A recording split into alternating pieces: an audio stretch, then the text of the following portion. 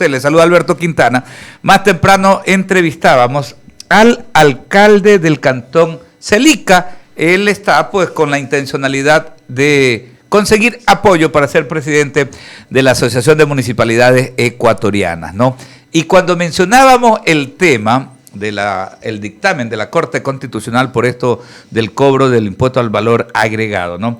Él decía esto debe ser tomado mucho más allá como un tema de afectación municipal, porque realmente afecta a las comunidades de todo el país. Esto es parte de los efectos del centralismo. Juan José, buen día. El micrófono, por favor. El micrófono. A ver, ahí sí. Listo. ¿Cómo está? Buen día. Ahora sí. Muy buenos días, un placer estar con ustedes. La preocupación del alcalde pues es justa.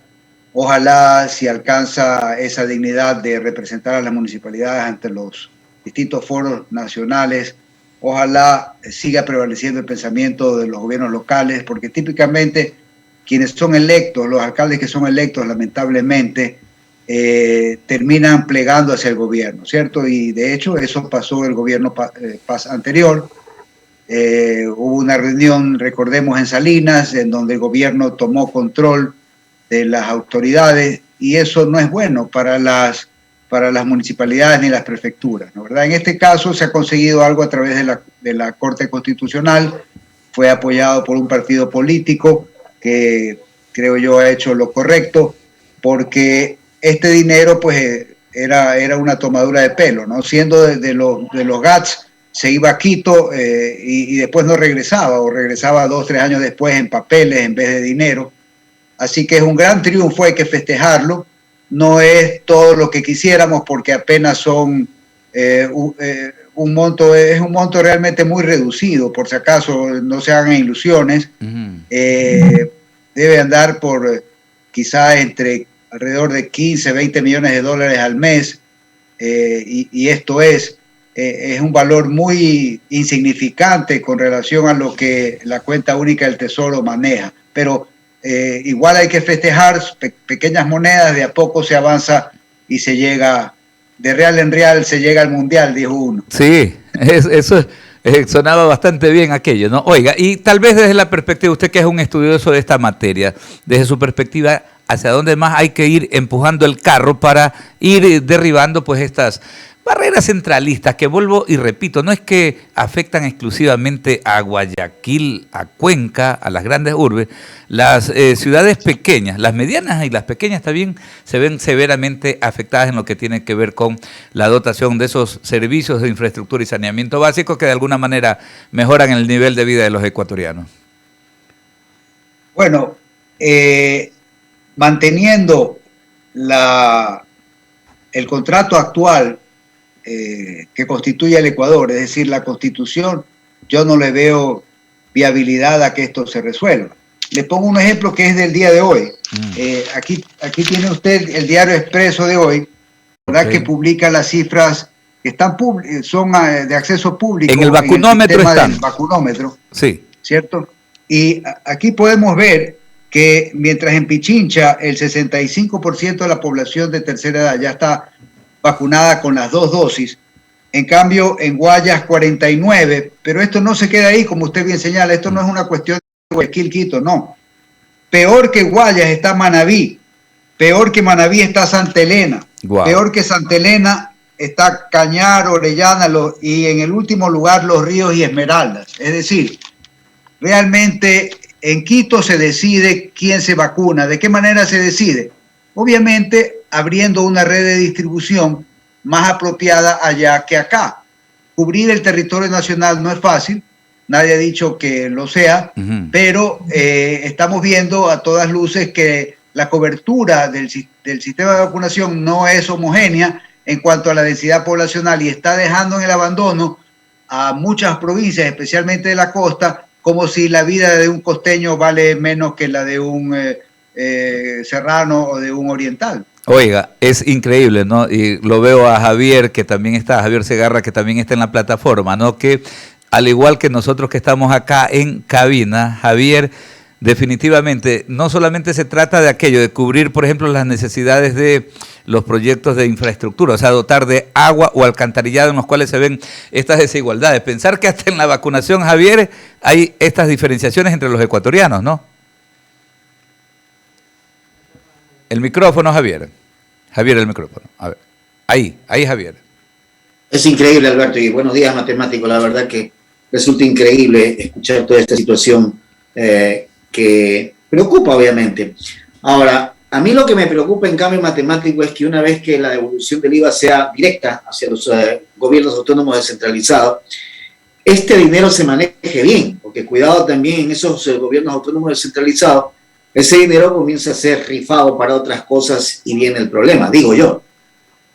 A ver, no es que el IVA cantonal se va a quedar en el cantón, ojo, es exclusivamente el IVA que corresponde a las compras de los municipios. Ese valor del IVA es realmente una ínfima fracción del IVA total que se recoge en cada cantón, ¿verdad?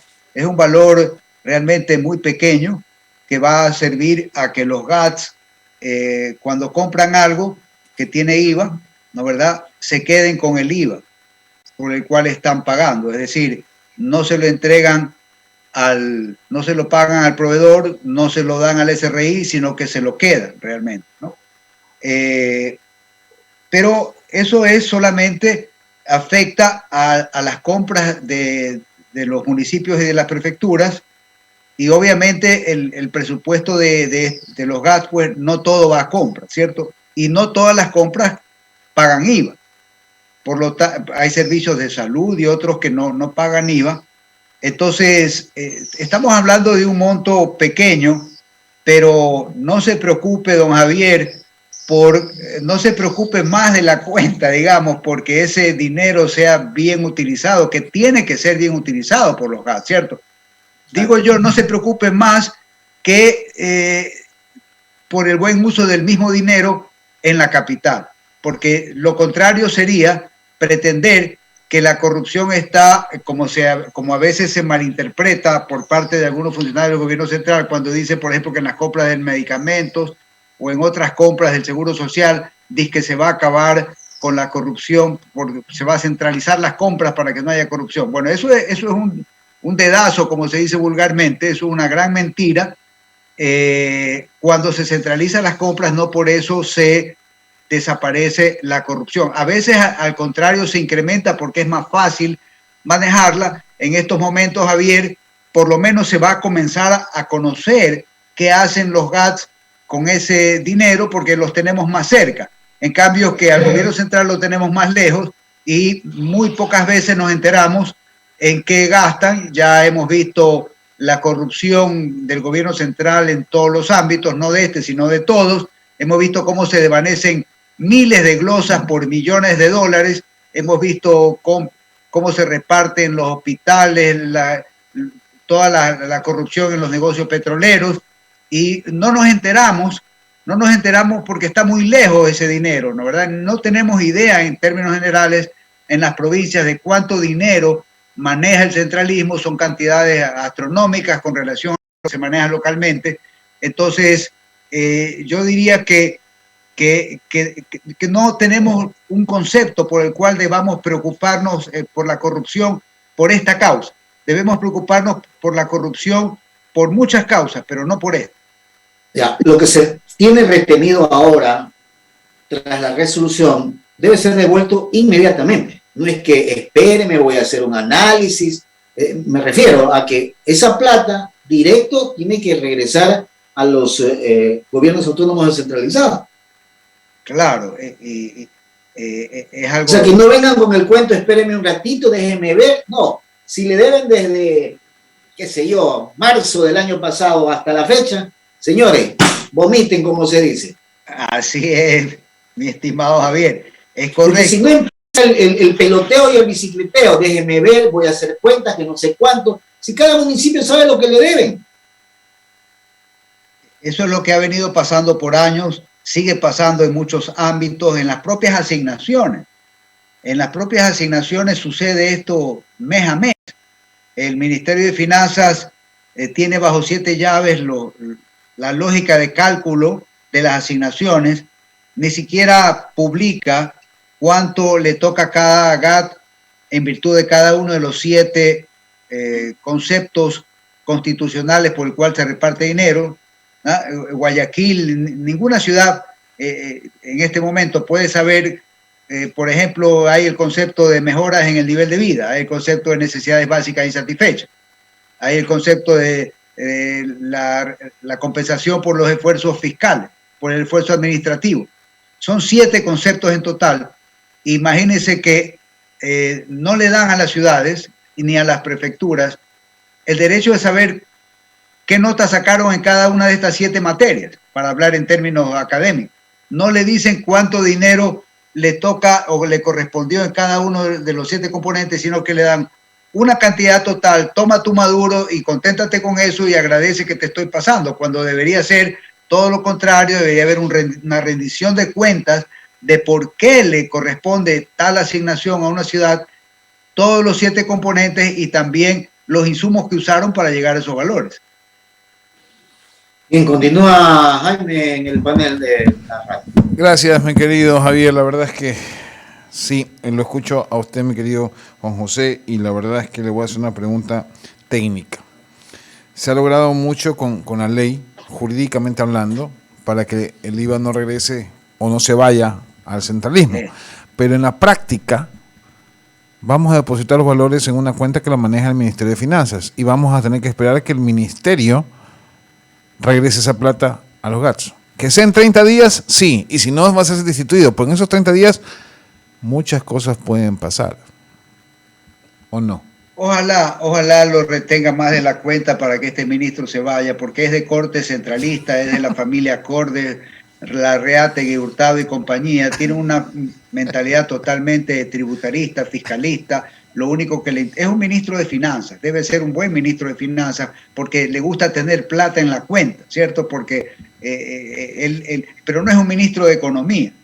Realmente el Ecuador, para salir adelante, necesita producir, necesita confianza, y no es que alguien le esté esquilmando y sacándole plata de los bolsillos a la gente que produce. No, en eso estoy de acuerdo. Lo que voy es, más allá de la práctica, digo, este logro que se ha hecho en la ley para los GATS, realmente no depende realmente de que los GATS se queden con la plata, porque no se van a quedar con la plata, se va a ir a la misma cuenta que maneja el Ministerio de Finanzas, en la práctica, es la verdad. Y vamos a tener que esperar a que el Ministerio de Finanzas nos transfiera el dinero nuevamente a los GATS. ¿O estoy equivocado yo, Juan José? Yo creería que no, Jaime. Yo creería que esta vez, en todo caso, está mucho más reforzado que antes. Yo no sería todavía pesimista. Realmente las disposiciones yo no las he leído en detalle, pero entiendo que son muy precisas en cuanto a que este IVA ya no debe ir para regresar, sino que de algún modo debe quedarse. Si es acaso por 30 días el asunto, quizás esos 30 días coincido en que estén de más, pero yo esperaría a que esto no suceda. ¿Por qué? Porque la prefectura o el municipio sabe exactamente, lo tiene fresquito cuánto IVA es, no hay mayor discusión. O sea, hace la declaración del IVA, ¿no, verdad? Y no hay pierde. En un mes sí o sí lo tienen que devolver, y creo yo que no será fácil. Tendrá un serio problema, me parece, el ministro de Finanzas y también, pues, obviamente, el presidente de turno en retener esta plata. Realmente, a mí me parece que más no se puede hacer. La otra sería, claro, cambiar, como decía hace un rato, o lo sugería, el sistema actual, que la Constitución actual recentralizó todo, y efectivamente, mientras esté vigente, es un poco una guerra, digamos así, tener la competencia sobre una u otra cosa. La Constitución apoya el centralismo, la cuenta única, etcétera, pero este no deja de ser un esfuerzo importante, un triunfo, creo yo, con relación a la situación que teníamos hasta hace pocos meses, digamos. José, lo que pasa es que la cuenta única, como usted bien lo señala, lo puso el ex presidente de la República, porque antes se manejaba de una forma diferente. Los GATS manejaban sus recursos aquí en la región, es decir, manejaban una cuenta diferente a la cuenta única y eran responsables de sus egresos, tanto de sus ingresos, y más bien nosotros teníamos que darle los recursos a Quito en un momento dado. Así fue como Guayaquil hizo el malecón, hizo una serie de cuestiones en Guayaquil. Hoy en día, con ese cambio que hubo por el gobierno de Rafael Correa, ese fue realmente lo que sucedió, es que todo se deposita en una cuenta única. Eso es lo que tiene que cambiarse, si no, ¿cómo vamos a descentralizar? Cuando usted no maneja el Koski, estamos fregando, es seguir rogándole a Quito que nos pase la plata, ¿o no?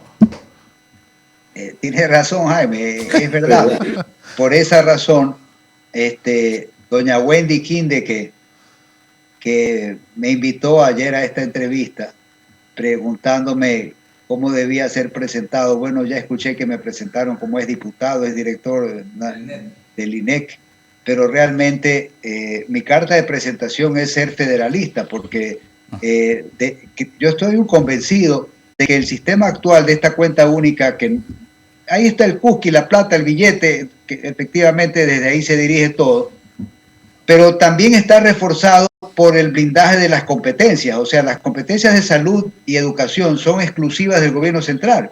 La competencia de seguridad ciudadana, que en todos los países del mundo pertenecen a la ciudad, porque hay una policía local es la que conoce, ¿no verdad?, todos los vericuecos de la inseguridad y de la seguridad.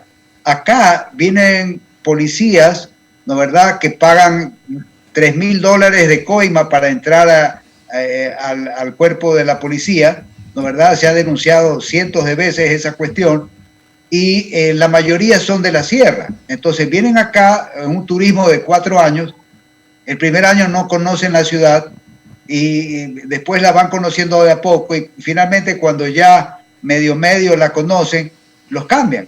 Entonces no se puede hacer, obviamente, seguridad de esa manera, no se pueden infiltrar fácilmente en las investigaciones. Hay una serie de cuestiones técnicas que son contrarias a la lógica de la seguridad, pero todas esas competencias están centralizadas y la plata también.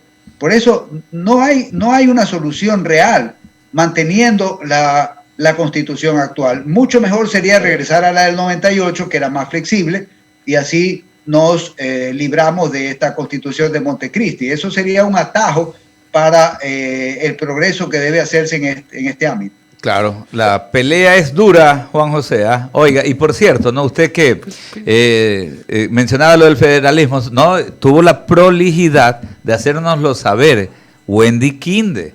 Pero yo, necio, pues lo presentaba a usted como ex congresista de nuestro país y ex director general del Instituto Nacional de Estadísticas y Censo, ¿no? Pero sí, definitivamente sabemos de la lucha que usted y un grupo de personas acá también llevan adelante, ¿no? En esta idea, algún momento, pues, de lograr consolidar, pues, ese nuevo esquema, ¿no?, del federalismo en nuestro país. Queremos agradecerle muchísimo por atendernos, Juan José. Muchas gracias, le enviamos un fuerte abrazo a la distancia. Tengan buen día. Muchísimas